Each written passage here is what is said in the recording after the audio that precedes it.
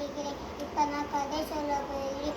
இது ஒரு கிராமம். அந்த கிராமத்தில் மழையே பெய்யாது. வருஷத்துக்கு ஒரு முறை தான் மழை பெய்யும்.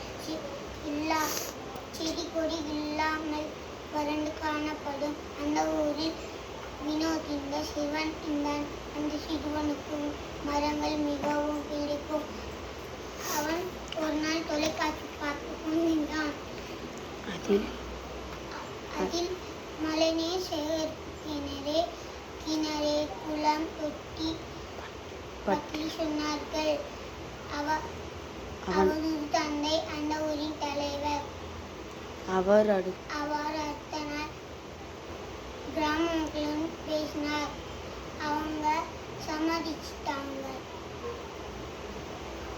சில நாட்களில் மழை பெய்தது. கிணறு, குளம், தொட்டி நிறைஞ்சது. அந்த கிராமத்துக்கு விருதும் கேட்டது. அந்த வினோத்துக்கும் பரிசும் கேட்டது. நன்றி, வணக்கம்.